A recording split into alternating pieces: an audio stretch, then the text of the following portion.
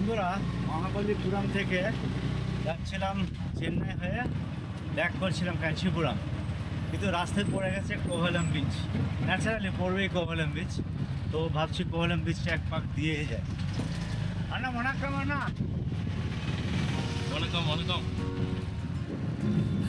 আন্নার সাথে যাচ্ছে কোভালাম বিচ। বেশি ভাড়া নয়, 60 টাকা নিচ্ছে।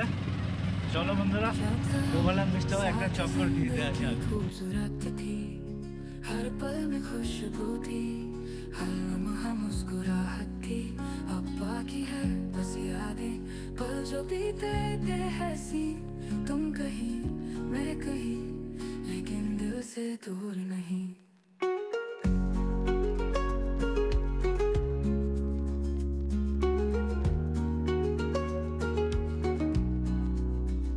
यादों के साए में गुजरती है ये जिंदगी। চলে এসেছি কোভালাম ব্রিজ বন্ধুরা। তবে এখানে কিন্তু বিচটা যা দেখছি ম্যাক্সিমাম হচ্ছে মৎস্যজীবীদের এখানে প্রাচুর্য আছে। প্রচুর পরিমাণে নৌকা দেখতে পাচ্ছি কোভালাম বিচে। বিচটা উঁচু করে দেখালে মোটামুটি বিচে গিয়ে পরিচয় হলো মিস্টার ধনেশের সাথে।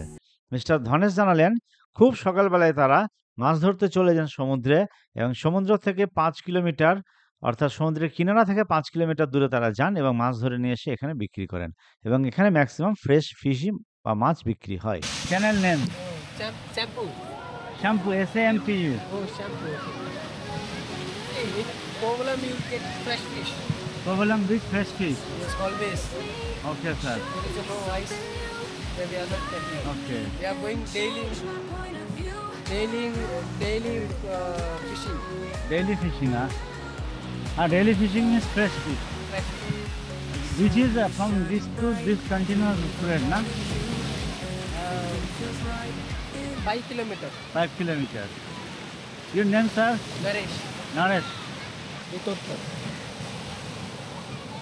And always Kovalam beach. Kovalam beach. Kovalam beach is a very good beach, and you will get fresh fish also.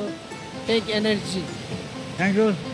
Thank you. Naresh, Mr. Naresh আমাদের বললেন how we can get a good and fresh fish here only, and Kovalam is famous for that only. Kovalam বিচের main আকর্ষণ হচ্ছে এখানে fresh মাছ পাওয়া যায়। এটাই হচ্ছে কোভালাম বিচের মেন আকর্ষণ। এখানে বিভিন্ন রকমের মাছের সাথে পরিচয় হয়ে গেল। তবে এই ধরনের মাছগুলো আমাদের ওখানে লোকাল মার্কেটে আমি দেখিনি কখনো, তো সমুদ্রের ধারে নিশ্চয়ই বিক্রি হয়।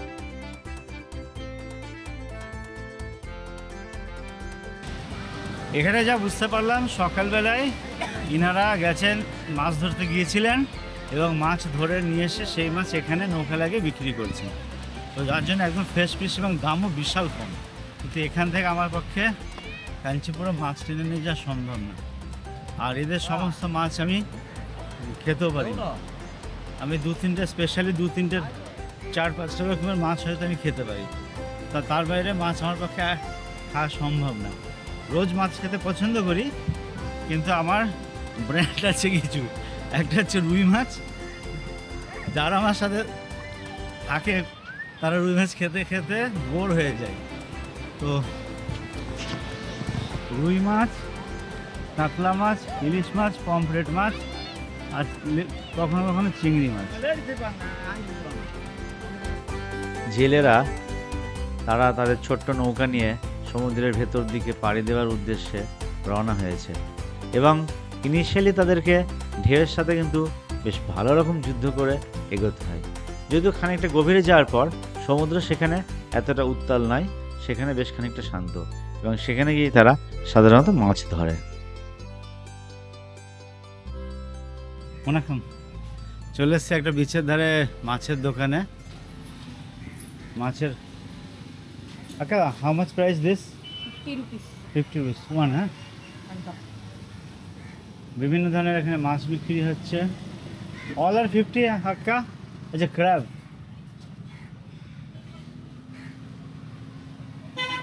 বন্ধুরা, চলে এসেছে আমার মাছ। এই যে দেখতে পাচ্ছ তোমরা, সাথে পেঁয়াজ দেওয়া আছে, আর একটুখানি ছড়িয়ে দিলাম। কী মাছ এটা বুঝতে পারছি না।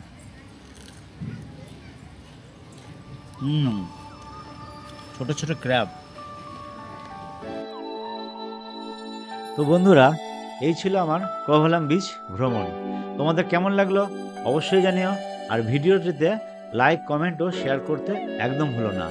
আবার দেখা হবে নতুন এপিসোড। সামনে আমার আসতে চলছে উটি ট্যুর। তো উটি ট্যুর যে আমার ব্লগটা, সেটা আমি নেক্সট সপ্তাহে নিয়ে আসবো এবং তোমরা বেশ আশা করি খুব ভালোভাবে এনজয় করতে পারবে।